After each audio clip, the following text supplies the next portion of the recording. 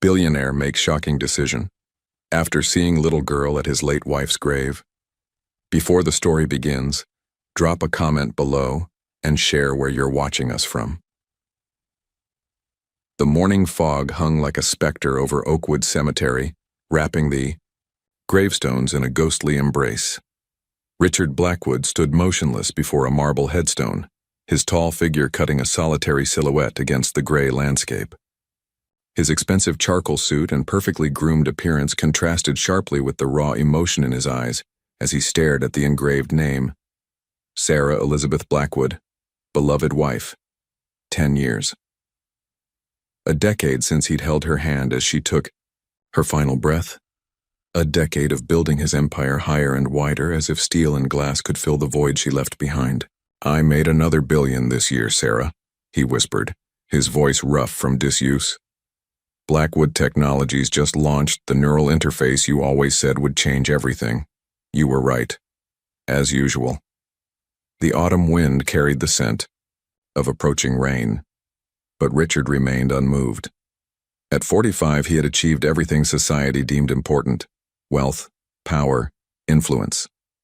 Forbes had named him most innovative CEO 3 years running. His face had graced countless magazine covers. Yet standing here, none of it seemed to matter. His watch, a timepiece worth more than what most people earned in a year, showed 8:17 a.m. In exactly 13 minutes, his driver would bring the car around, and by 9 hours, he would be chairing a meeting that would determine the future of technology for the next decade. Every moment of his life ran with precision, a meticulously maintained schedule that left no room for deviation or, more importantly, reflection. A sound disturbed the silence, so faint he almost missed it, a child's voice carrying on the wind. "I brought you yellow ones today. Remember how you said they're like tiny suns you can hold in your hand?" Richard turned, irritated at having his solitude interrupted. Several rows away, a small figure knelt before a simple granite marker. A little girl, no more than 6 or 7, was carefully arranging wildflowers on a grave. Her red coat was too thin for the October chill, and her dark hair hung in a messy braid down her back. Mrs. Patterson at school said, "I have to improve my reading, but it's hard without you helping me," the child continued, apparently speaking to the grave. "I tried really hard, though. Grandma says you'd be proud." Something about the scene made Richard's chest tighten. The girl's profile, serious and solemn as she carefully arranged her flowers, evoked a strange familiarity that he couldn't place. The first drops of rain began to fall, pattering softly on the surrounding stone.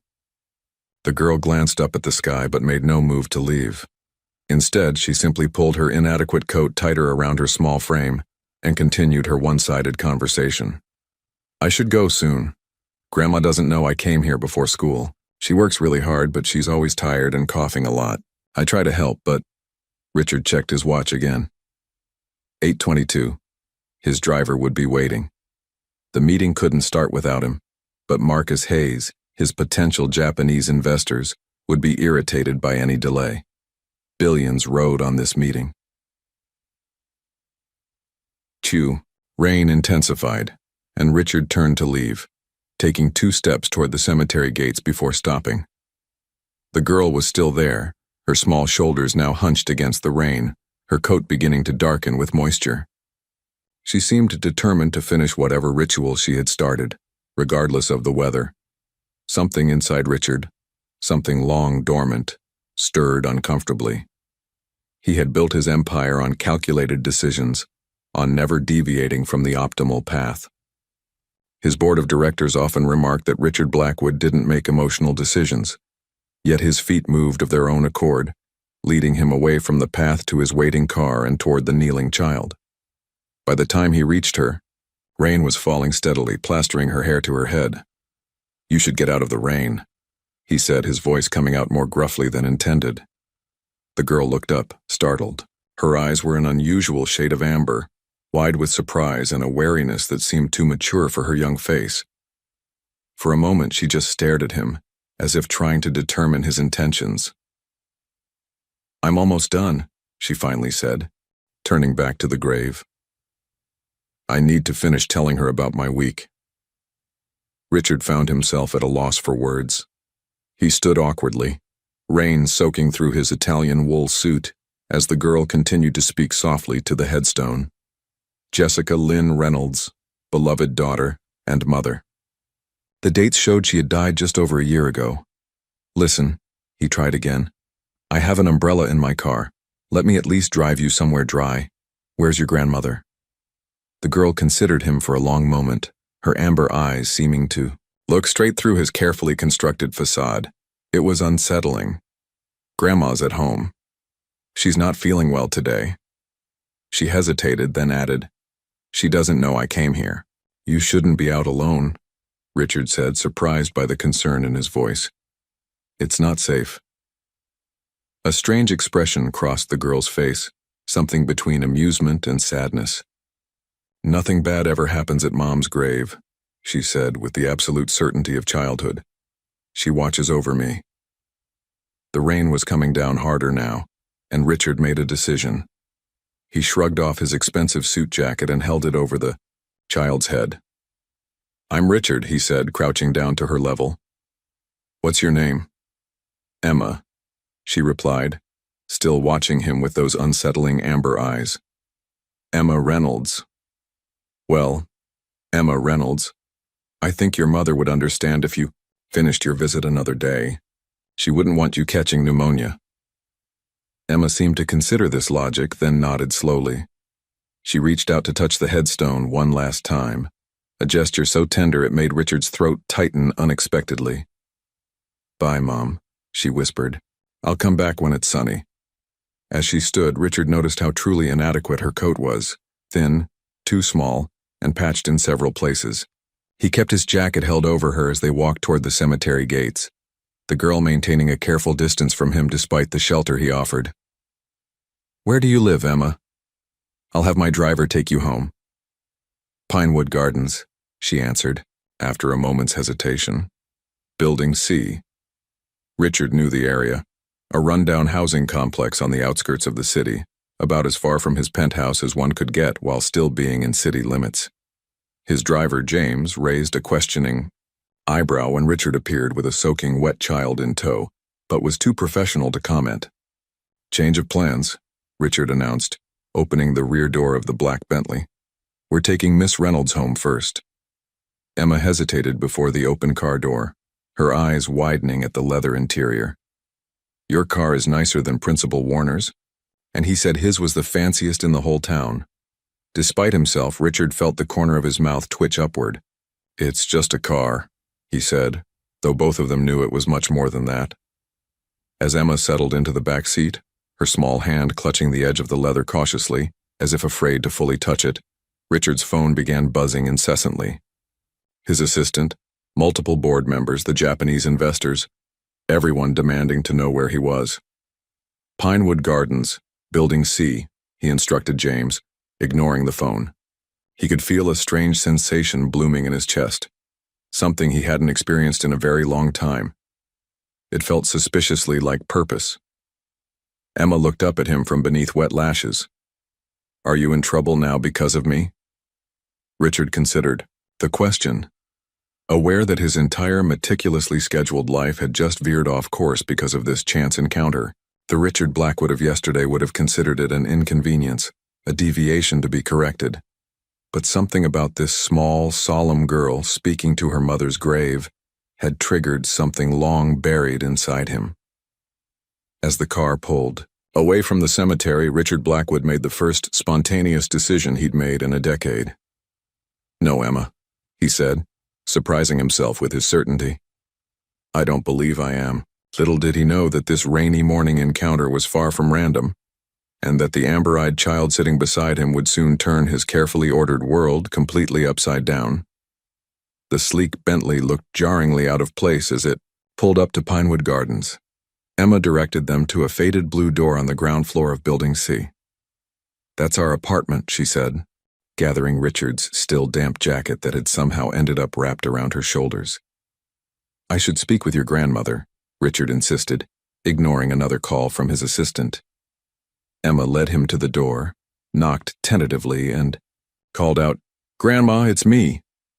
The door opened to reveal an elderly woman, her silver hair pulled back in a neat bun. She took in Emma's wet appearance with alarm, then froze when her gaze shifted to Richard. "Mr. Blackwood?" she gasped, clutching the doorframe for support. Richard stared at the woman, confusion creasing his brow until recognition dawned. "Charlotte Reynolds?" Emma looked between them. "You know each other?" Charlotte nodded slowly. "I was your wife's nurse, Mr. Blackwood, during her final months." The world seemed to tilt beneath Richard's feet. Of course, Charlotte had been Sarah's home hospice nurse when the cancer had progressed too far for hospital care, the kind-faced woman who had helped ease Sarah's pain, who had been there on that final day when Richard's world had collapsed. "Please come in," Charlotte said, ushering them inside. The apartment was small but impeccably clean. What the space lacked in luxury, it made up for in warmth. Handmade quilts, framed children's artwork, and well-worn furniture that invited you to sit. "Emma, go change into dry clothes," Charlotte instructed. When the girl disappeared down the hallway, Charlotte turned to Richard. "I never expected to see you again." "I didn't recognize you," he admitted. "It's been 10 years. "And you haven't changed a bit," she said, though they both knew that wasn't true. His hair might be the same, his posture equally rigid, but something fundamental had shifted in Richard Blackwood over the past decade. "I found Emma at the cemetery," he explained, "at her mother's grave." Charlotte's expression softened with sorrow. "My daughter, Jessica. We lost her last year in a car accident." As Charlotte made tea in the tiny kitchen, Richard noticed a familiar photograph on the wall. Sarah in her hospital bed, smiling weakly, with Charlotte beside her. His heart contracted painfully. "Sarah spoke of you often, you know," Charlotte said, handing him a chipped mug. "Even at the end."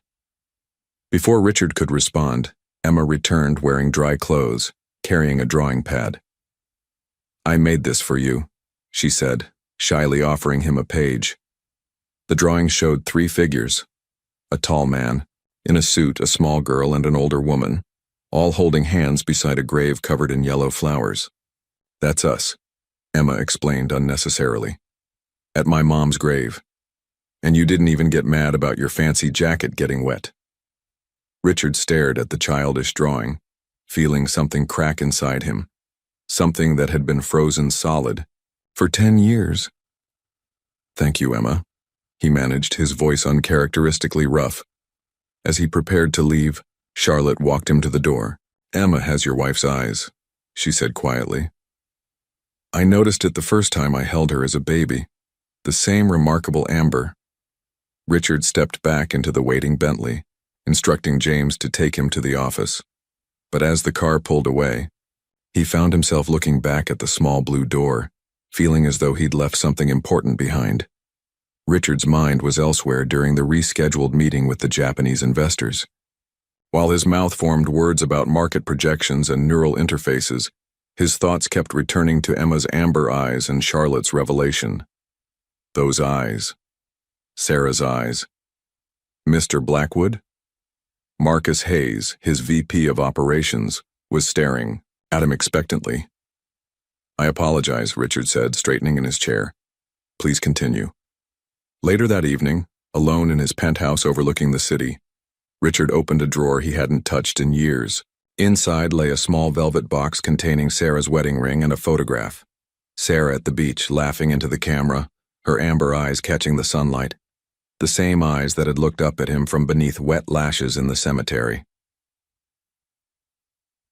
3 days later, Richard found himself back at Pinewood Gardens, a leather portfolio under his arm. He'd had his team investigate Charlotte and Emma's situation. What he discovered troubled him deeply. Charlotte answered the door, surprise evident on her tired face. "Mr. Blackwood, this is unexpected." "Please call me Richard," he said, noticing the dark circles under her eyes. "May I come in?" Emma was at school, Charlotte explained as she served tea in the same chipped mugs. Richard came straight to the point. "I'd like to help you and Emma," he said, opening his portfolio. I've prepared some options. Financial assistance, a college, fund for Emma, perhaps a more suitable apartment. Charlotte's expression shifted, a gentle but unmistakable pride straightening her shoulders. That's very generous, but we don't need charity. It's not charity, Richard insisted. Consider it delayed compensation for the exceptional care you provided Sarah. Charlotte studied him, her gaze penetrating. Is that really why you're here, Mr. Blackwood? Or is it those eyes of hers that brought you back? Richard sat back momentarily speechless. Charlotte had seen right through his rationalization. Sarah always said you hid your heart away, Charlotte continued, even before she got sick. She worried what would happen to that heart after she was gone.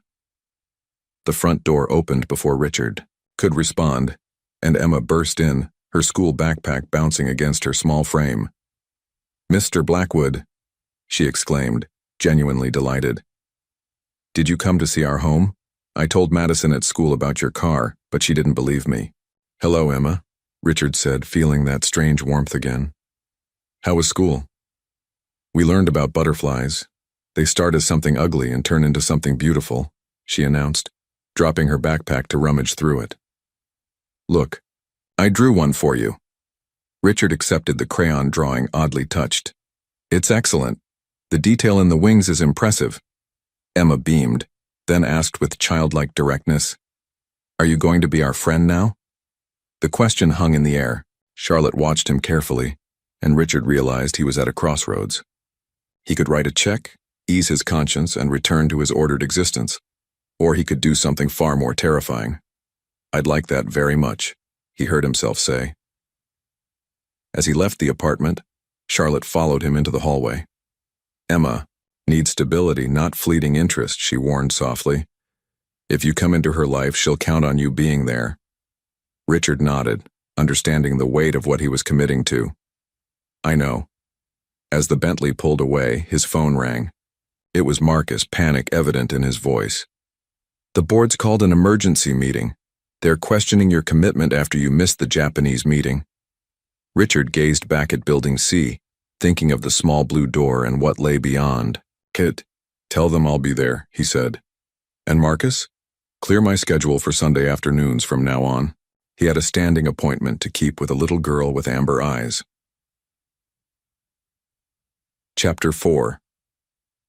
The Abandoned Place.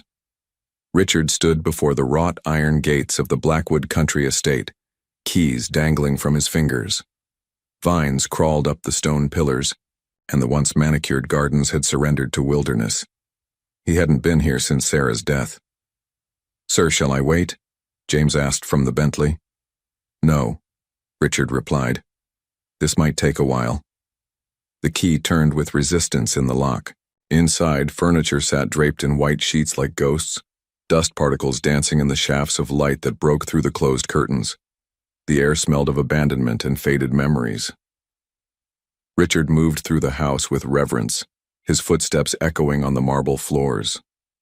Every corner held Sarah's touch, the antique desk where she wrote letters, the window seat where she read during rainstorms, the kitchen where she insisted on cooking Sunday breakfast herself. No staff allowed. He climbed the stairs to Sarah's study, a room he'd avoided even before her death as it became her sanctuary during her illness. The door creaked open to reveal walls lined with books and a large oak desk facing the window overlooking what had once been her rose garden. Richard approached the desk hesitantly. Her things remained exactly as she'd left them. A half-finished cup of tea now dried to dust, notebooks stacked neatly, a fountain pen placed precisely parallel to the edge. He opened the top drawer and found what he'd come for. Sarah's journal, bound in soft leather. His fingers trembled as he lifted it out. She'd written in it daily, even in her final weeks when holding the pen became difficult. Richard sat in her chair and opened the journal to its final entries. October 15th. Charlotte brought photos of her granddaughter today. Her eyes remind me of mine. Richard would have loved a child with those eyes. Richard's breath caught. He turned to the next page. October 18th. Told Richard about the foundation, today. He promised to make it happen. I believe him, but worry once I'm gone. He'll retreat further into his work. The foundation would help so many children like little Emma. Richard stared at the name on the page. Emma, Charlotte's granddaughter. The coincidence seemed impossible. He read on, finding Sarah's detailed plans for a children's foundation, a place for children dealing with loss, where they could heal through art, music, and community. It was a dream she'd shared with him, and he'd promised to fulfill it. A promise he'd buried along with her. In the back of the journal, he found a photograph he'd never seen. Sarah with Charlotte and a young woman who must have been Jessica, Emma's mother. Sarah's hand rested protectively on Jessica's very pregnant belly, the date stamp on the back, 2 weeks before Sarah died.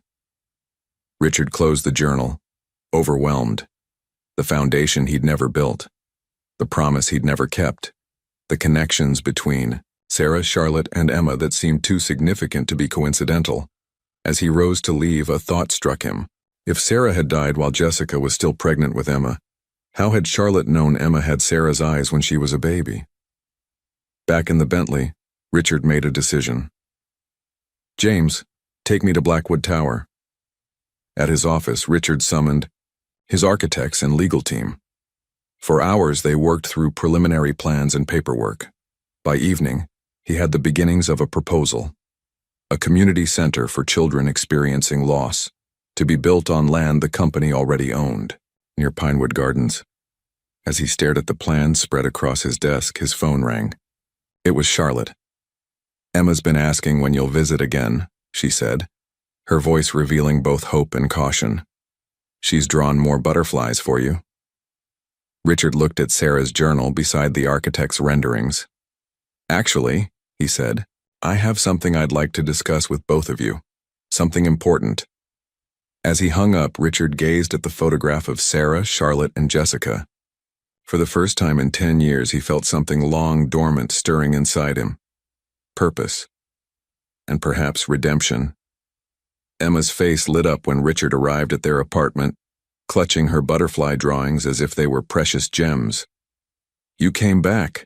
I promised I would, Richard replied, surprised by how much her delight affected him. Charlotte observed their interaction with cautious optimism. After Emma proudly displayed her artwork, Charlotte suggested she work on homework in her room. I need to speak with Mr. Blackwood privately. Once Emma disappeared down the hallway, Richard opened his leather portfolio on the coffee table. I've been thinking about our conversation, he began, unfolding architectural renderings, and about a promise I made to Sarah before she died. Charlotte leaned forward, studying the blueprints with a puzzled expression. What am I looking at? The Sarah Blackwood Community Center for Children, Richard explained, his voice steady despite the emotion building in his chest. A place for children experiencing loss to find healing through art, community, and support. He outlined his vision, a modern facility with art studios, counseling rooms, communal spaces, and gardens. Sarah planned it all before she died. I promised to build it, but after she was gone. He trailed off, the admission of his failure hanging between them. Charlotte touched the blueprints gently. This is what she talked about during those final weeks. Her legacy project, she called it. Richard nodded. I found her journal at our country house. Her plans were remarkably detailed. He hesitated before continuing. Charlotte, I'd like you to run it. Her head snapped up. Me? You have nursing experience, compassion, and first-hand understanding of loss. The position comes with a substantial salary, benefits, and flexibility to accommodate Emma's needs. Charlotte's expression remained skeptical. And why now, after 10 years? Richard considered deflecting, but opted for honesty. Meeting Emma awakened something I've kept buried. When I saw her in the cemetery, talking to her mother's grave. He paused, gathering himself. It was like seeing myself 10 years ago, except she still has hope in her eyes. Charlotte studied him intently. This isn't charity? It's a job offer, Richard clarified. You'd report to the board like any director. The center would be independently funded but associated with my company's philanthropic division. Before Charlotte could respond, Emma appeared in the doorway, homework forgotten. "Are those house pictures?" she asked, eyeing the blueprints with curiosity. Richard exchanged a glance with Charlotte, who nodded permission. "It's a special place I'm planning to build," he explained as Emma climbed onto the sofa between them. "A place for children who've lost someone they love." Emma traced the outlines with her small finger. "Like me?" "Yes," Richard said gently. "Exactly like you." "And I'd be working there," Charlotte added cautiously, "if I decide to accept Mr. Blackwood's offer." Emma's eyes widened. "Would I get to go there after school, instead of Mrs. Peterson's?" Charlotte smiled. "That would be the idea." Emma examined the blueprint seriously, then looked up at Richard. "Does it have a garden? Mom loved gardens."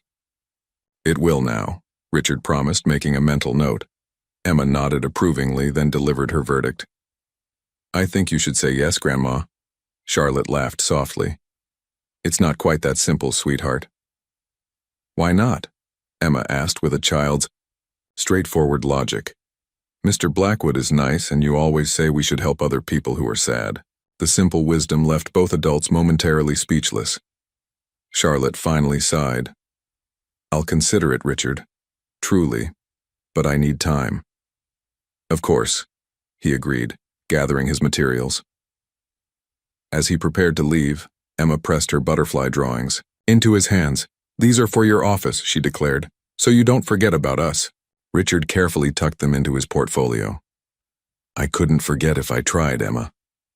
Walking back to his car, Richard realized that for the first time in a decade, he felt truly alive, terrified, uncertain, but undeniably alive. The board, members of Blackwood Technologies, stared in stunned silence at the images on the conference room screen. Richard Blackwood, the same man who once fired an executive for being 3 minutes late to a meeting, stood in jeans and a work shirt, his sleeves rolled up, painting a wall. "As you can see," Richard continued, unfazed by their shock, "renovation of the Sarah Blackwood Community Center is ahead of schedule. Will open in 6 weeks, barring any major setbacks." Marcus Hayes found his voice first. "Richard, while we admire the personal involvement, is this the best use of your time? The neural interface launch is 8 weeks away." "I'm fully briefed on the launch," Richard replied calmly.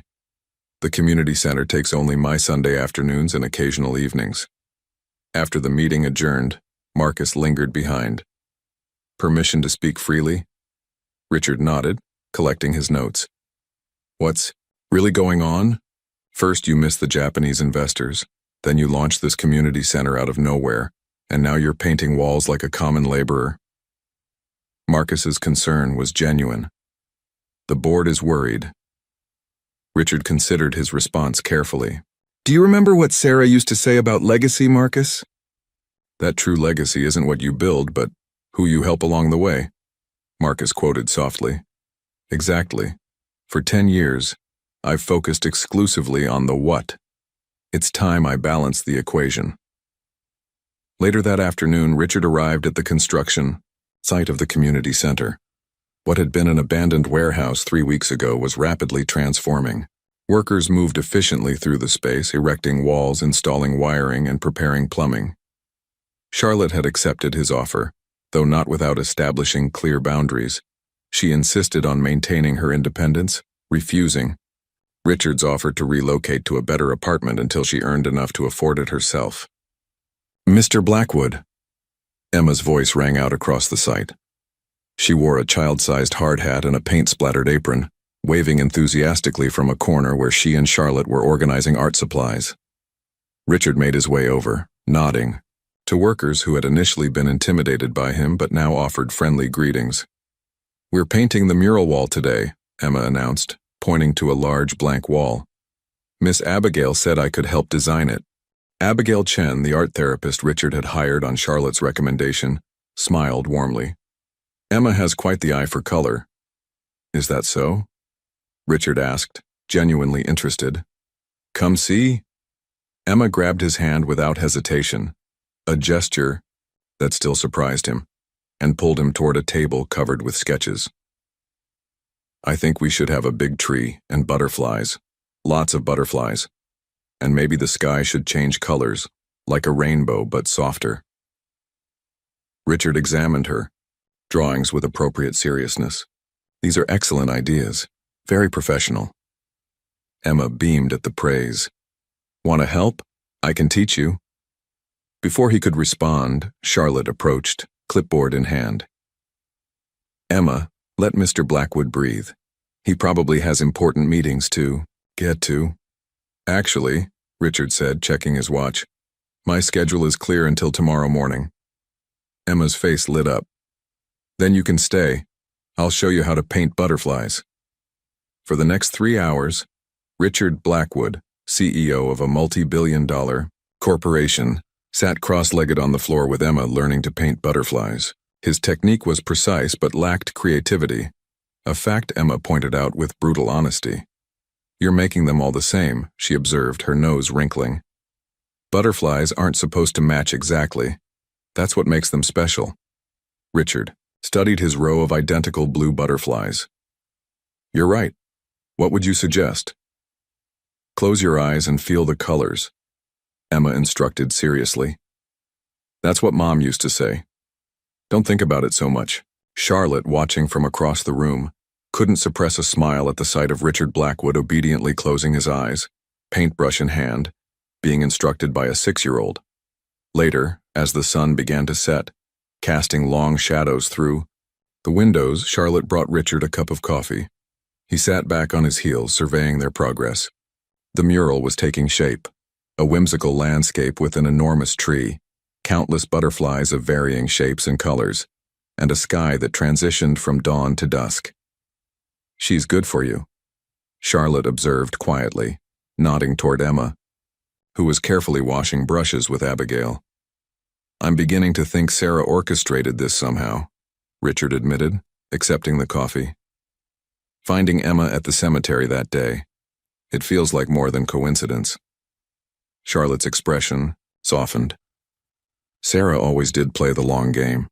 As Richard prepared to leave, Emma presented him with a small canvas.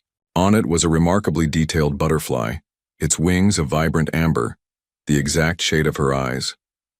This one's special, she explained, for your office. So when people ask what it is, you can tell them about our center. Richard carefully placed the canvas in his car, handling it with more reverence than he showed the rare antiquities in his penthouse.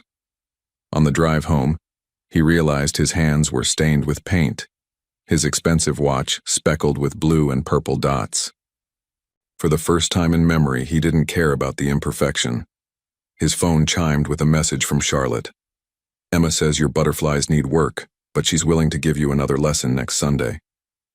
Richard found himself smiling as he typed his reply. I'll bring better snacks this time. The next morning, his executive assistant did a double take when Richard arrived with paint still embedded in his cuticles and a small canvas, butterfly prominently displayed on his desk. Richard stared at the numbers on his tablet, but they failed to hold his attention. Outside his floor-to-ceiling office windows, the city sprawled below, a landscape of steel and glass he'd helped shape. Yet his mind kept drifting to a partially painted mural and a little girl's laughter. Sir? His assistant, Diane, appeared at the door.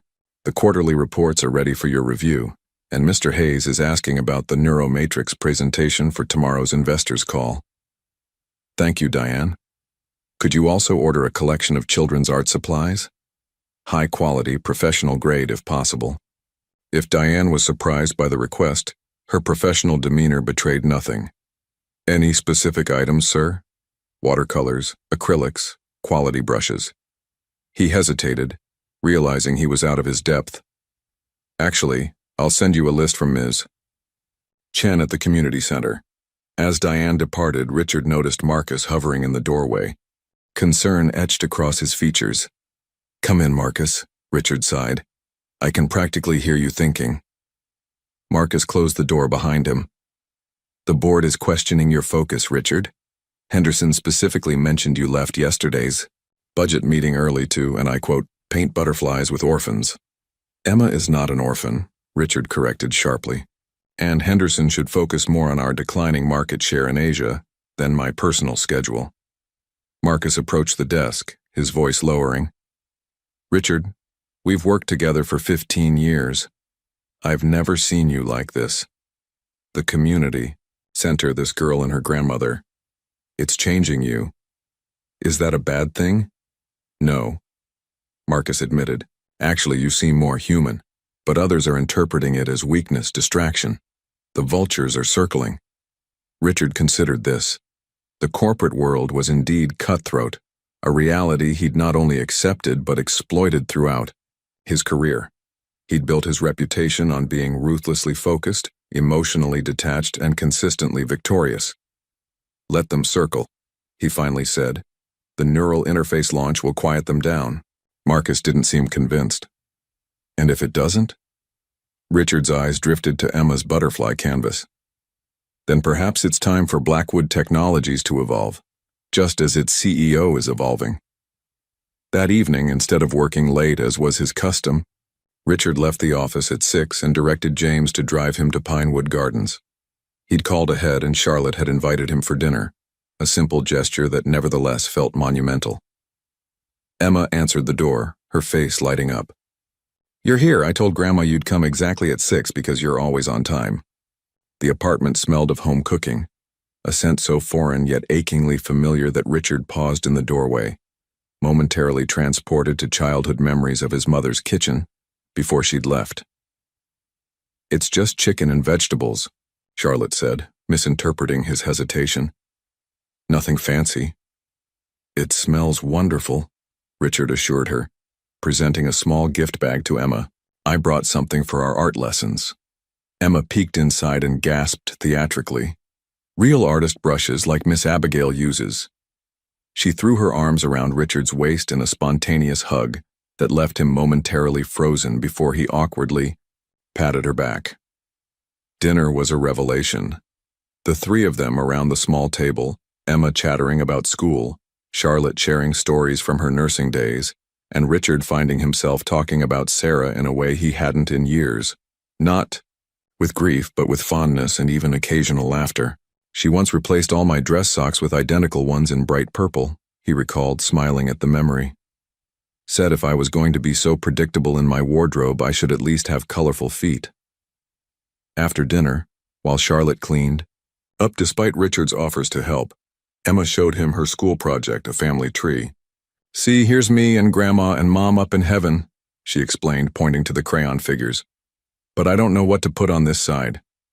She indicated the paternal branch, conspicuously empty. What about your father? Richard asked carefully.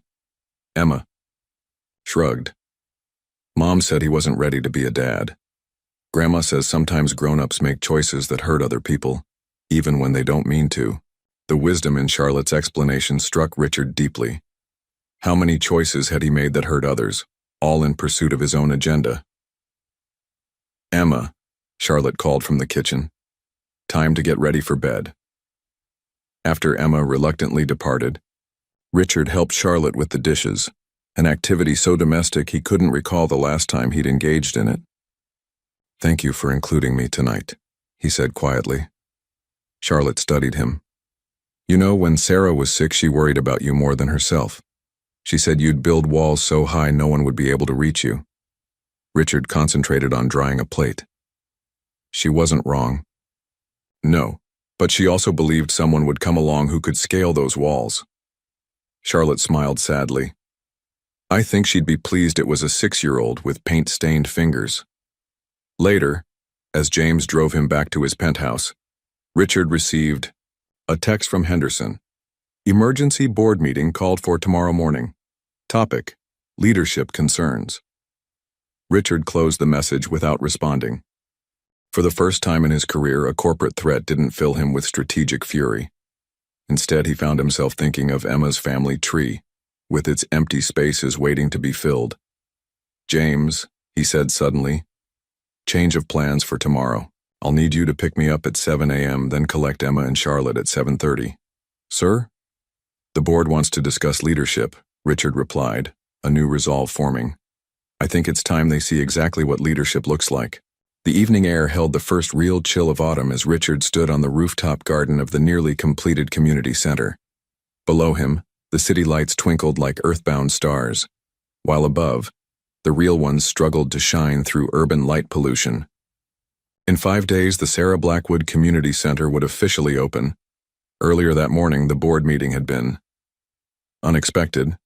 Instead of defending himself, Richard had brought Emma, Charlotte, and the entire community center team to Blackwood Tower. He'd given the board a presentation they hadn't anticipated, not about profit margins or market share, but about legacy, community impact, and the neural interface technology's potential applications for children with trauma. Emma had stolen the show, confidently explaining to a room full of stern executives how art helped her feel less sad about Mom being in heaven. By the end, even Henderson had softened, awkwardly accepting Emma's gift of a hand-painted butterfly pin for his lapel. "There you are." Charlotte's voice interrupted his thoughts as she stepped onto the rooftop. "Emma's helping Ms. Chen arrange the art room. That child has opinions about everything." Richard smiled. "She comes by it honestly." Charlotte joined him at the railing, wrapping her cardigan tighter against the evening breeze. "Tomorrow's the final inspection. Nervous?" "Strangely, no," Richard admitted. "The neural interface launch next month has billions riding on it, yet I'm more invested in this center being perfect." Charlotte studied him with that penetrating gaze that always made Richard feel transparent. "It doesn't need to be perfect. It just needs to help children heal." Richard nodded, acknowledging the wisdom in her words.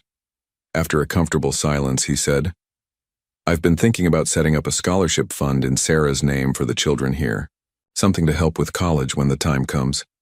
"That's a wonderful idea," Charlotte agreed. Then, more hesitantly, "Richard, there's something I should tell you.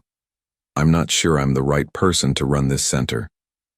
Richard turned to face her fully. "What do you mean? You're perfect for this role." Charlotte's hands fidgeted with her cardigan. "I'm 67 years old. My energy isn't what it used to be, and sometimes—" She paused. "Sometimes I get so tired I can barely climb the stairs to our apartment." Concern furrowed Richard's brow. "Have you seen a doctor?" "I can't afford the specialist copays," she admitted, "and I've been putting it off because of Emma. She's already lost so much." Before Richard could respond, the rooftop door burst open, and Emma bounded through, her face alight with excitement. "Grandma, Mr. Richard, come see what we did in the art room. We arranged all the supplies by color instead of type because it looks prettier that way, and Miss Chen said it's more creative." She pronounced the word carefully, clearly proud of this new addition to her vocabulary. "We'll be right there, sweetheart," Charlotte assured her with a smile that masked her previous concern. As Emma disappeared back through the door, Richard placed a gentle hand on Charlotte's shoulder.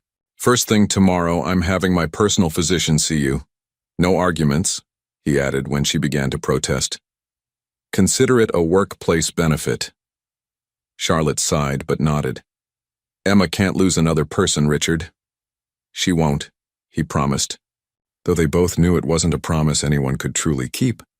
They found Emma in the art room, proudly showing Ms. Chen how to organize paintbrushes by size. The room was a riot of color, with student artwork already adorning the walls and supplies meticulously arranged on open shelving. "What do you think?" Emma demanded, spinning in a circle with her arms outstretched. "Isn't it the most beautiful room ever?" Richard took in the space, not with the critical eye of a CEO evaluating an investment, but through the perspective Emma had given him. The joy in the colors, the potential in each blank canvas, the healing that might happen within these walls. "It's perfect," he said honestly. Later, as they prepared to leave, Emma suddenly grabbed Richard's hand. "You'll be here for the opening, right? Promise you won't have an important meeting or something?" The earnestness in her question made Richard kneel to her level. "Emma, there is no meeting more important than being here with you and your grandmother on opening day." Emma studied his face with surprising intensity. "Pinky promise?" She extended her small finger. Richard, who had negotiated multi-billion-dollar deals with nothing more than a handshake, solemnly linked his pinky with hers. Pinky promise. As they drove home, Emma fell asleep in the back seat of the Bentley, her head resting against Charlotte's arm. In the dim light, Charlotte looked more fragile than Richard had ever noticed. "I meant what I said," he told her quietly. "About the doctor?" Charlotte nodded, gently stroking Emma's hair. "I've been so focused on being strong for her that I've neglected taking care of myself. Sarah would scold me for that." "Sarah would understand completely," Richard countered. "But she'd also insist you accept help when offered." When they arrived at Pinewood Gardens, Richard carried the sleeping Emma inside and gently laid her on her bed, while Charlotte removed her shoes. The domestic intimacy of the moment wasn't lost on him. This simple act of caring for a child together created a bond he'd never expected to form. Back in the living room, Charlotte suddenly grasped his arm, her expression serious. "Promise me something, Richard. Anything. If something happens to me, Emma would need someone." The unspoken question hung in the air between them. Richard felt the weight of what she was asking. Not just a legal guardianship, but a commitment to love and raise this child who had somehow worked her way into his carefully guarded heart. "She would have me," he said simply. "For as long as she needed." Charlotte's eyes filled with tears as she nodded. "Sarah was right about you all along." As Richard left the apartment, he realized with startling clarity that the community center wasn't just about fulfilling a promise to Sarah or even helping children heal from loss. It was about his own healing, a process that had begun the moment he saw a small girl placing flowers on her mother's grave. The morning of the Sarah Blackwood Community Center's grand opening dawned crisp and clear, with autumn sunlight filtering through the changing leaves. Richard arrived an hour early, finding the staff already busy with final preparations. Abigail Chen was arranging art supplies, the newly hired counselors were reviewing their materials, and volunteers placed refreshments on tables adorned with Emma's handmade centerpieces. Richard stood in the main hall taking it all in. The space had transformed from an abandoned warehouse into something warm and welcoming. Children's artwork decorated the walls. Comfortable furniture created cozy nooks for reading or conversation. Natural light streamed through skylights that had been painstakingly installed to his specifications. Sarah would have loved it. "It's beautiful, isn't it?" Charlotte's voice came from behind him. She looked better today. The specialist, Richard, had prescribed medication that seemed to be helping with her energy levels. "Better than I imagined," Richard admitted. "Is Emma ready for her big moment?" Charlotte smiled. "She's changed outfits 3 times already. You'd think she was accepting an Oscar instead of cutting a ribbon." As if summoned by her name, Emma burst through the front doors wearing a blue dress with butterflies embroidered on the collar, a gift from Richard for the occasion. "Mr. Richard, do you like my dress? Is it fancy enough? Grandma said I couldn't wear my painting apron even, though that's what real artists wear." Richard crouched to her level, straightening her slightly crooked butterfly hair clip. "You look perfect. Every bit the artist and official ribbon cutter." Emma beamed, then lowered her voice conspiratorially. "Are there going to be a lot of people? What if I mess up?" "There will be some people, yes, but they're all here because they believe in what we're doing. And you couldn't possibly mess up. It's your center as much as anyone's." Emma considered this, then nodded solemnly. "I practiced cutting paper with the big scissors all week. I'm ready." Within the hour, the center filled with guests, local officials, representatives from children's advocacy groups, potential donors, and most importantly, several families, with children who would benefit from the center's services. Richard, who normally detested public speaking that wasn't directly related to business, found himself addressing the crowd with unexpected ease. 10 years ago, my wife Sarah had a vision, a place where children experiencing loss could find community, creative expression, and healing. Today, that vision becomes reality, not because of corporate funding or strategic planning, but because of the inspiration of 2 remarkable people. He gestured toward Charlotte and Emma, who stood nearby. Charlotte Reynolds, whose compassion and wisdom guide everything we do here, and Emma Reynolds, who taught me that sometimes the smallest hands can build the biggest bridges. Emma, standing proudly next to her grandmother, whispered loudly enough for those nearby to hear, That's me. I'm the bridge builder. Gentle laughter rippled through the crowd. After the speeches and the ceremonial ribbon cutting, which Emma executed perfectly, the guests mingled and toured the facility. Richard found himself in conversation with the mayor when Marcus approached, looking uncharacteristically anxious. "Richard, a moment, please." Marcus led him to a quiet corner. Henderson called. "There's a situation with the neural interface. The Japanese team found a critical flaw in the programming. They're saying we'll need to delay the launch by at least 3 months.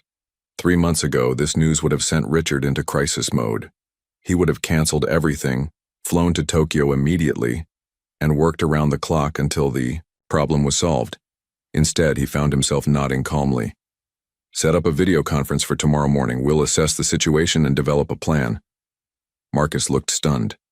"That's it? Just a video call? Richard, this could tank our stock value, or it could prevent a flawed product launch that would cause irreparable damage to our reputation," Richard countered. "Either way, it won't be resolved in the next 4 hours, and I promised a little girl I'd be here for her special day." Marcus walked away, still looking bewildered. Richard noticed Charlotte standing near the entrance, speaking with a mail courier. She accepted a letter, her hands trembling slightly as she read it. Even from across the room, Richard could see the color drain from her face. By the time he reached her side, Charlotte had sunk into a nearby chair, the letter clutched in her hand. "Charlotte? What's wrong?" She looked up, her eyes filled with a complex mixture of emotions: shock, hope, fear.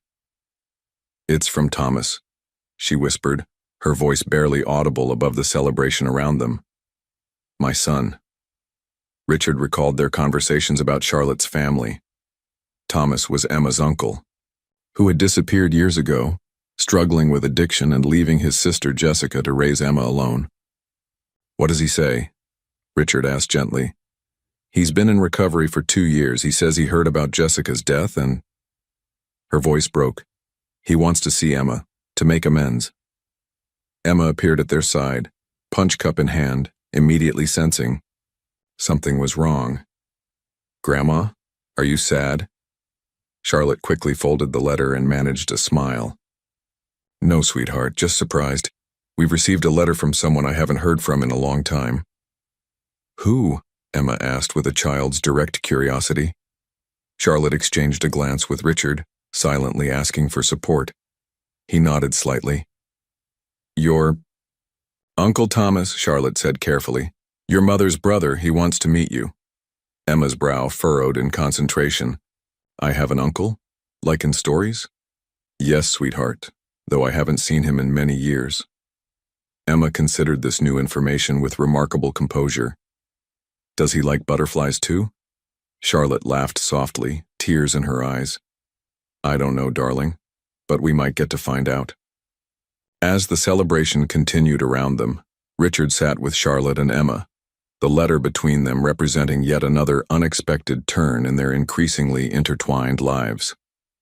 The neural interface crisis seemed distant and unimportant compared to the emotions playing across Charlotte's face. "Whatever you decide about Thomas," Richard said quietly, "you're not alone in this." Charlotte reached out and took his hand, a gesture of trust that meant more to him than any business success ever had. "I know," she replied softly. The community center had emptied of guests, leaving only a few staff members finishing the cleanup. Richard found Charlotte sitting alone in the reading nook, Thomas's letter still in her hands, now creased from repeated folding and unfolding. "Emma's helping Abigail organize the art supplies," Richard said, settling into the chair opposite her. "Apparently visitors completely destroyed her color-coding system." Charlotte's attempt at a smile didn't reach her eyes. That child and her systems.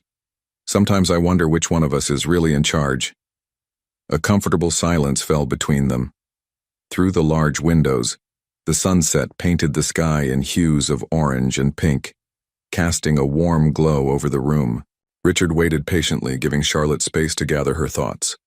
"I haven't been entirely honest with you about Thomas," she finally said, her voice barely above a whisper. "Or about Jessica's death."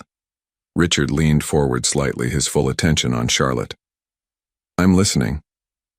Thomas didn't just have addiction issues, Charlotte began, smoothing the letter on her lap. He got involved with dangerous people. Drug dealers, criminals. When Jessica found out she was pregnant with Emma, she confronted him, tried to help him get clean. Charlotte paused, taking a steadying breath. Thomas didn't respond well. There was a fight. Jessica left and came to live with me. We thought that was the end of it. But Thomas's associates began making threats. They thought Jessica knew things about their operations, their shipments. Richard's expression darkened as he began to understand where this story was heading. The car accident that killed her, Charlotte continued, her voice breaking. The police suspect it wasn't an accident at all. The brake lines had been cut. Why? God, Charlotte, Richard breathed. Why didn't you tell me? What would you have done? Built higher walls around us, hired bodyguards? She shook her head. We'd been safe for over a year. Jessica was just a loose end to them, and once she was gone. She couldn't finish the sentence.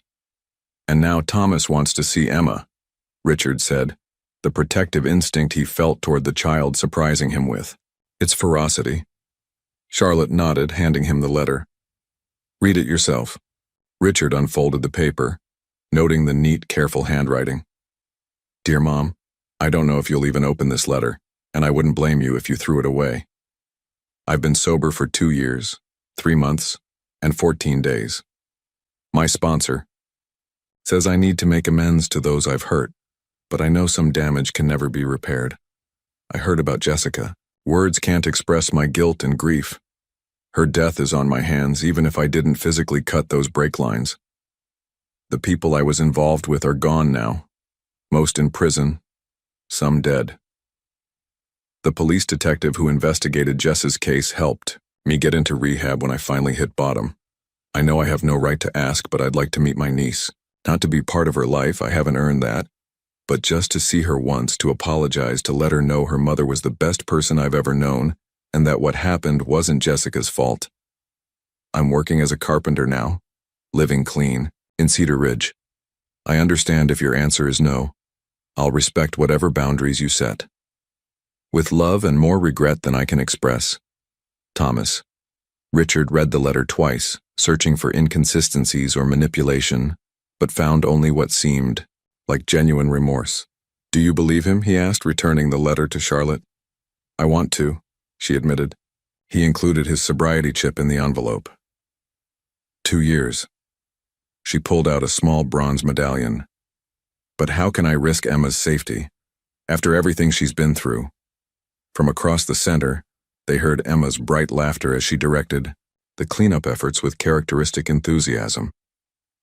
She deserves to know her family, Charlotte continued. But I'm afraid, Richard. What if I'm wrong to trust him? Richard considered his response carefully. 10 years ago, his answer would have been simple. Cut all ties, prioritize safety above all else, never risk vulnerability. But Emma had changed something fundamental in him. We could meet him on neutral ground, Richard suggested. Somewhere public, with security present but discreet. Charlotte looked up sharply. We?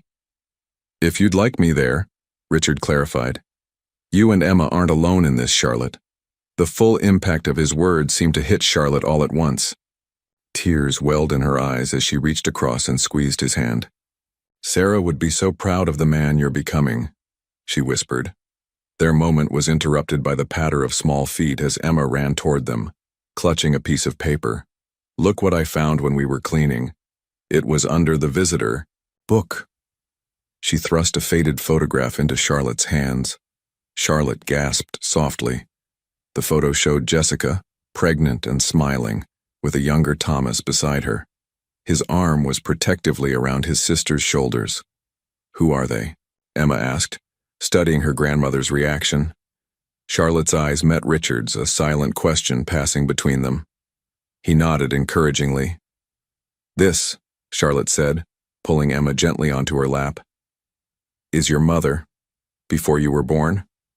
She pointed to Jessica's smiling face. And this is your Uncle Thomas, her brother.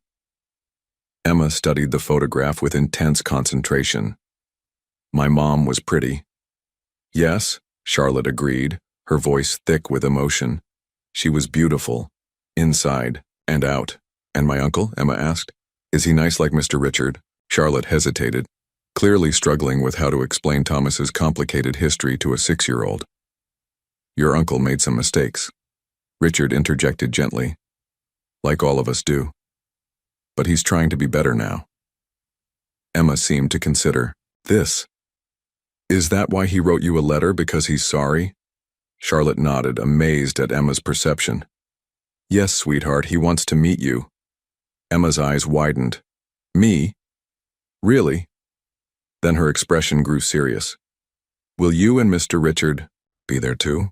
We wouldn't let you meet him alone, Richard assured her. We'd all be together. Emma looked back at the photograph, tracing her mother's face with one small finger. I want to meet him, she decided. I can show him my butterflies and tell him about Mom.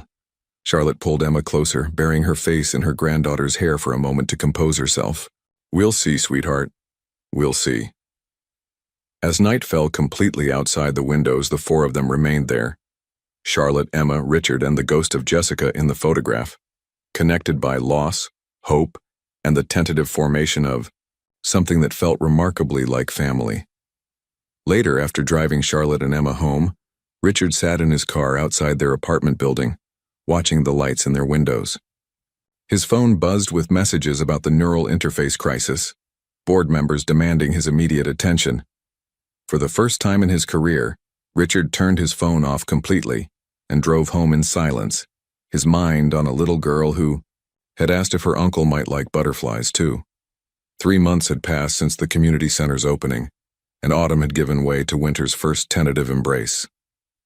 A light dusting of snow covered the garden beds outside the center, where hardy plants selected by Emma and Charlotte still showed touches of green beneath the white powder. Inside, the center hummed with activity. What had begun as a quiet endeavor now served over 30 children regularly, with more joining each week as word spread. The art therapy sessions were particularly popular, with Abigail often needing to schedule additional sessions to accommodate demand. Richard stood in the doorway of the main activity room, watching Emma guide a younger child through the process of creating a paper butterfly. Her patience was remarkable for a 6-year-old, her instructions clear and encouraging. You're doing great, Zach. Now fold it right down the middle, like a taco, remember? The boy, no more than 4 and still struggling with the loss of his father, followed her instructions with intense concentration. When the butterfly took shape, his face lit up with pride. I did it, Emma. Look, it's blue like my dad's favorite color. It's perfect, Emma assured him. Now we can hang it on the memory wall. The memory wall had been Emma's idea, a place where children could display art representing loved ones they'd lost. What had started as a few tentative offerings had grown into a vibrant, colorful tapestry of remembrance and healing. Charlotte approached Richard, clipboard in hand. The board approved the expansion funding, she said, smiling. We can start converting the East Wing after the holidays. Richard nodded, distracted by the scene before him. She's remarkable with them. Emma. Charlotte followed his gaze. Yes. She has a gift for connecting with the other children. They trust her because she understands their loss in a way adults simply can't. The meeting with Thomas had happened 2 weeks after the center opened, a careful, emotional reunion at a local restaurant. Richard had arranged for discreet security, but it proved unnecessary. Thomas was exactly what his letter had suggested, a man carrying immense guilt, seeking not forgiveness, but simply a chance to honor his sister's memory by meeting her daughter. Emma, with the resilience of childhood, had accepted her uncle with surprising ease. He has Mom's smile, she'd observed quietly to Richard afterward. Since then, Thomas had visited twice more, each time bringing a small, thoughtful gift, a handcrafted wooden butterfly box, a children's book about healing. The neural interface crisis had indeed impacted Blackwood Technologies' stock, but Richard's measured, careful approach to the problem had ultimately earned him respect from the board. The product launch was now rescheduled for spring, with improvements that would make it even more groundbreaking. Richard? Charlotte's voice pulled him from his thoughts. The Holiday Program Planning Committee is meeting in 10 minutes. Are you joining us? Wouldn't miss it, he assured her, checking his watch. A simple timepiece that had replaced his ostentatious luxury model. These days, Richard measured time differently, not in profit margins or quarterly reports, but in Emma's milestones, in moments of connection, in small victories at the center. The holiday program was to be the center's first major event since opening. The children would perform songs, display artwork, and share stories of their healing journeys. Parents, donors, and community members would be invited to witness the impact of the center firsthand. In the meeting room, Richard took his seat beside Charlotte at the round table, a deliberate choice to avoid the hierarchy of his corporate boardroom. Emma sat on his other side, officially serving as junior committee member and taking her responsibilities very seriously. "I think we should start with the butterfly song," she announced as the meeting began, "because butterflies are about changing, and that's what we're all doing here." Abigail smiled. "That's a wonderful suggestion, Emma, and perhaps we could display the memory wall creations as an art installation for guests to experience." As the committee discussed logistics, Richard found himself fully engaged. He contributed ideas about lighting, space utilization, and technical considerations with the same focus he once reserved exclusively for billion-dollar deals. After the meeting, as everyone dispersed to their respective tasks, Emma tugged on Richard's sleeve. "Mr. Richard, can you come see something? I made it in art time." She led him to the art room and proudly presented a framed collage. It featured photographs of the center's opening, pressed flowers from the garden, and at its center, a family portrait drawn in Emma's distinctive style. The figures were unmistakable: Charlotte with her silver bun, Emma with her butterfly hair clip, and Richard in what appeared to be his painting clothes, jeans and a button-down with rolled sleeves. "It's for your office," Emma explained. "So, you remember us when you're doing your important business stuff?"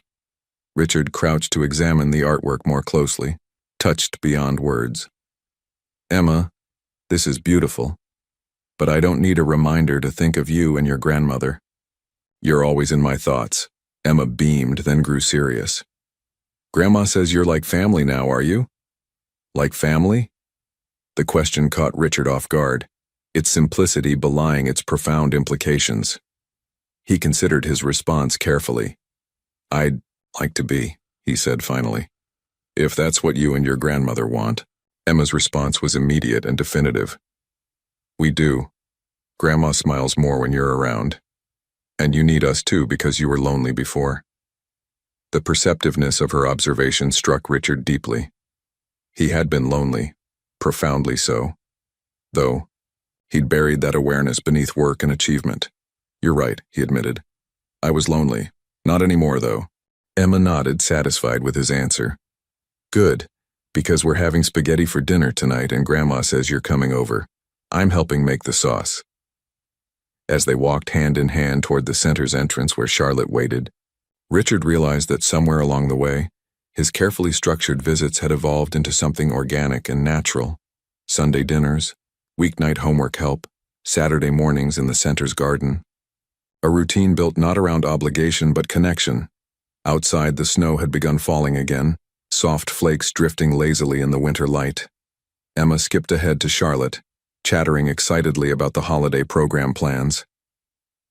Richard watched them, struck by the certainty that this, not the empire he'd built, not the accolades he'd accumulated, was what Sarah had always wanted for him: a family, a purpose, a heart unguarded enough to love again. Richard sat in his office at Blackwood Tower, reviewing the final modifications to the neural interface.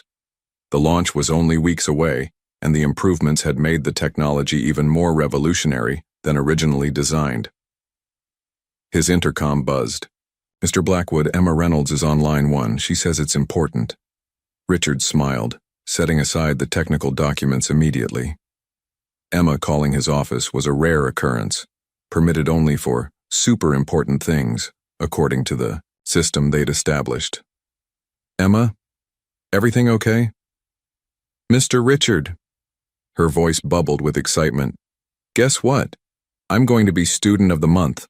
Ms. Wilson is announcing it tomorrow, but she told me today because she knows I'm good at keeping secrets.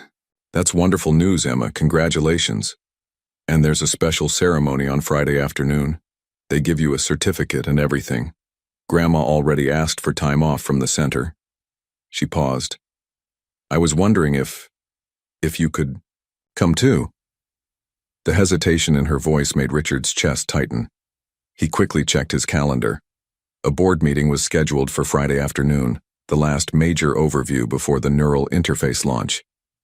I wouldn't miss it, he said, without hesitation. What time? 2:00 in the school auditorium. Her voice lowered conspiratorially. You have to dress nice, but you always do anyway. After ending the call, Richard summoned Marcus to his office. I need the board meeting moved to Thursday. Marcus frowned. The Japanese investors specifically requested Friday. They're flying in just for this. Then we'll start at 9 instead of 2. I have a student of the month ceremony to attend. On Friday, Richard sat between Charlotte and Thomas in the elementary school auditorium, surrounded by proud parents and family members. When Emma's name was called, she walked confidently to the stage, her butterfly clip catching the light. Emma has shown exceptional growth this year, her teacher announced. Her artwork and her kindness to other students make her truly special. As Emma accepted her certificate, she searched the audience until she spotted Richard. The smile that lit her face was worth 1,000 board meetings. Afterward, as Emma showed off her classroom, a teacher's aide approached Richard. You must be Emma's father. She talks about you constantly. Before Richard could correct her, Emma appeared at his side. This is Mr. Richard, she announced proudly. He's my. Emma faltered, looking to Richard with uncertainty. They had never defined their relationship in concrete terms. Richard crouched to Emma's level. I'm family, he said simply, looking into those amber eyes so reminiscent of Sarah's. Emma's face brightened. Yes, he's my family. Later, as they celebrated with ice cream, Richard noticed Charlotte watching him with a thoughtful expression. What? He asked. Nothing, she replied, smiling softly. Just thinking Sarah would be pleased to see you sitting in an elementary school auditorium instead of a boardroom on a Friday afternoon. Richard realized she was right, and more importantly, there was nowhere else he would rather have been. The grand ballroom of the Metropolitan Hotel glittered with the city's elite. Richard adjusted his bow tie as photographers captured his arrival at the Business Leadership Awards. For the 5th consecutive year, he'd been nominated for CEO of the Year. Across the room, Marcus waved him over to a table where board members and key investors waited. The neural interface had launched 3 weeks ago to unprecedented acclaim, sending Blackwood Technologies stock to record highs. Tonight's your night, Henderson predicted, clapping Richard on the shoulder. The competition doesn't stand a chance. Richard nodded politely, but his thoughts drifted to Emma's science project he'd promised to help with tomorrow. He checked his watch. The ceremony would run late, but he'd still have time to review her presentation before bed. When his category was announced, the room hushed. The presenter listed Richard's accomplishments. The neural interface breakthrough, expanded Asian markets, 30% revenue growth. His victory seemed inevitable, and the award goes to Richard Blackwood, Blackwood Technologies. Applause erupted as Richard approached the podium. Camera flashes illuminated his path. He placed the crystal trophy on the lectern and surveyed the audience, powerful figures who had once been the sole focus of his ambition. Thank you for this honor, he began, deviating from his prepared remarks. 10 years ago, my late wife Sarah told me something I wasn't ready to hear. She said true legacy isn't measured in market share or technological breakthroughs. Richard paused, fingers brushing the award. 6 months ago, I met a little girl placing flowers on her mother's grave. She taught me what Sarah meant about legacy. Through Emma Reynolds, I discovered that our most meaningful achievements are measured in lives touched, not fortunes amassed. The audience shifted uncomfortably at this departure from typical acceptance speech territory. The Sarah Blackwood Community Center has helped over 50 children process grief through art and community. It's small compared to our corporate ventures, but infinitely more valuable. Richard's voice grew stronger. I stand before you tonight not just as a CEO, but as someone learning that success has many definitions. From his pocket, Richard withdrew a small paper butterfly Emma had given him for luck. This means more to me than any award. It represents transformation. What happens when we open ourselves to unexpected connections? Backstage after the ceremony, Henderson approached with a concerned expression. Remarkable speech, Richard, though the board might question whether your focus has shifted. Richard smiled, tucking the butterfly back into his pocket. My focus hasn't shifted, Henderson. It's expanded, and the company is stronger for it. Later, as his driver navigated toward home, Richard received a text from Charlotte with a photo of Emma asleep, science project materials spread around her. The caption read, "Couldn't stay awake. Says to tell you she's proud of your shiny award, but needs you for volcanoes tomorrow. Non-negotiable." Richard smiled, setting the crystal trophy aside on the seat. The recognition that truly mattered waited for him in a small apartment with butterfly decorations and a science project that couldn't wait. Once upon a time, there was a very sad man who forgot how to see with his heart. Emma's voice carried. Across the community center's main hall, where families had gathered for the center's Stories of Healing event. Seated in the front row, Richard watched with pride as Emma confidently stood at the small podium, her illustrated storybook projected on the screen behind her. He worked in a tall building with glass windows, but he never looked outside at the people. Emma continued, flipping to the next page showing her crayon rendering of Blackwood Tower. He was very good at making money and inventing things, but he didn't have any friends or family to share it with. Charlotte sat beside Richard, her eyes glistening with unshed tears. Thomas stood at the back of the room, a video camera in hand, capturing his niece's moment. Then one day, when it was raining, the man met a little girl who was talking to her mommy in heaven. Emma turned the page to show a surprisingly detailed depiction of their cemetery meeting. The girl was sad too, but she still knew how to see with her heart. Richard felt a lump forming in his throat as Emma continued her story, chronicling their journey together through simply worded insights that cut straight to the truth. The audience listened in rapt attention as this 6-year-old distilled complex emotional transformations into a narrative even the youngest children could understand. The man learned that helping others made the sad feelings smaller, Emma explained, showing a vibrant illustration of the community center. And the girl learned that even when people go to heaven, new people can come into your heart if you leave the door open. Abigail Chen, sitting nearby, discreetly passed Richard a tissue. He hadn't even realized he needed one. They made a new family, Emma said, reaching the final page where 3 figures stood hand in hand under a rainbow of butterflies. Not the kind you're born with, but the kind you find when you're brave enough to see with your heart again. Emma closed her book with a solemn nod. The end. The applause was immediate and heartfelt. Parents wiped away tears, children clapped, enthusiastically, and Richard found himself momentarily unable to move, overwhelmed by the simple wisdom in Emma's storytelling. As Emma returned to her seat between Richard and Charlotte, she whispered, "Did I do good?" Richard found his voice at last. "You did amazing, Emma. That was the most beautiful story I've ever heard." "It's our story," she replied matter-of-factly. "I wanted everyone to know it has a happy ending." Later, as families mingled over refreshments, a reporter covering the event for the local newspaper approached Richard. "Mr. Blackwood, I'd like to ask about your involvement with the center. It seems quite a departure from your usual corporate focus." Richard watched Emma across the room, helping younger children create butterfly decorations. "Not a departure," he corrected gently. "An evolution. Sometimes it takes a child to remind us what truly matters." The reporter nodded toward Emma. "And the little girl from the story? She's quite remarkable." Richard smiled, a genuine expression that had become increasingly natural over the months. "Yes, she is. She taught this old businessman how to see with his heart again." Spring had returned to the city, bringing with it renewal that seemed fitting for what Richard now considered the anniversary of his own rebirth.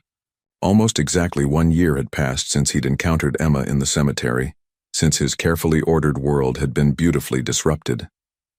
The community center garden bloomed with flowers planted by the children, Emma's butterfly garden, taking center stage with its riot of colors designed to attract the delicate creatures. On this particular Sunday morning, Richard knelt in the soil beside Emma, helping her transplant seedlings she had started in the center's small greenhouse. Careful with the roots, Emma instructed seriously. They're like veins. If you break them, the plant can't get its food. Richard followed her expert guidance, amazed at how much knowledge she had absorbed from the gardening program. You're becoming quite the botanist, he observed. Emma considered this new word. Is that like a plant doctor? Something like that. He smiled. Charlotte watched from a nearby bench, her health much improved after months of proper medical care. Beside her sat Thomas, who had become a steady presence in their lives, joining them for Sunday dinners, helping with renovations. At the center, slowly rebuilding his relationship with his mother and establishing one with his niece. Richard, Charlotte called, checking her watch. It's nearly time. He nodded, helping Emma clean her hands with the gardening wipes they kept nearby. Today was significant, the anniversary of Sarah's death, which coincided with their planned visit to the cemetery. For the first time, they would visit both Sarah's grave and Jessica's together. As they gathered their things, a center volunteer approached with a message. A visitor had arrived asking specifically for Richard. Curious, he excused himself and headed to the main entrance. The woman waiting in the lobby was unfamiliar, middle-aged with kind eyes and a hesitant smile. She clutched a large envelope to her chest. Mr. Blackwood, I'm Patricia Winters, Jessica, Reynolds' former roommate. Richard's interest was immediately piqued. Please call me Richard, how can I help you? I've been overseas for the past 2 years, she explained. I only recently learned about Jessica's passing. When I was cleaning out some old storage, I found something I think Emma should have. She opened the envelope and removed a small journal with a butterfly embossed on its cover. Jessica kept this during her pregnancy. She wrote letters to Emma, things she hoped to tell her someday. There are also some photographs I thought the family might want. Richard accepted the journal with careful hands. This is incredibly precious. Thank you for bringing it. Patricia hesitated. There's something else you should know. Jessica mentioned Sarah Blackwood in her journal. Apparently, they formed a connection during Sarah's final days at the hospital. Richard's breath caught. What kind of connection? Jessica was volunteering in the oncology ward when your wife was a patient. According to the journal, they spoke often. Sarah told her about your work, her dreams for the foundation. Patricia smiled softly. Jessica wrote that Sarah made her promise to keep an eye on you after she was gone. The pieces suddenly aligned in Richard's mind, the coincidences that had never truly been coincidences. Jessica had known who he was that day in the cemetery. Perhaps she had even visited Sarah's grave herself, bringing Emma along. Thank you, Richard said, his voice thick with emotion. This means more than you can know. When he rejoined the others, now waiting by the car, he carefully presented the journal to Charlotte. A visitor brought this. It's Jessica's, written for Emma. Charlotte's hand trembled as she opened the journal to the first page where Jessica had written, For my daughter Emma, so you'll always know how much you were loved even before you arrived. We should give this to Emma when she's older. Charlotte whispered, tears gathering in her eyes. When she can truly understand it. Richard nodded, then shared what Patricia had told him about the connection between Sarah and Jessica. Thomas listened with wonder, while Charlotte smiled as if confirming something she had long suspected. Sarah always was playing the long game, she said softly. At the cemetery, they visited Jessica's grave first. Emma placed fresh flowers, yellow ones, like tiny suns you can hold in your hand, while Thomas stood quietly beside her, his grief and regret still evident, but now tempered with healing. Then they walked together to Sarah's grave. It was Richard's first visit since that fateful rainy morning a year ago. Emma held his hand tightly as they approached. This is where we first met, Emma said, looking up at him with those remarkable amber eyes. I remember you looked sad and scared, but you still stopped to help me.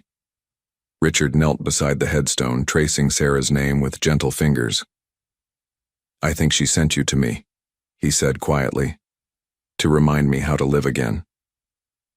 Emma considered, this with solemn gravity. Maybe my mom and your wife are friends in heaven. Maybe they work together to make us a family.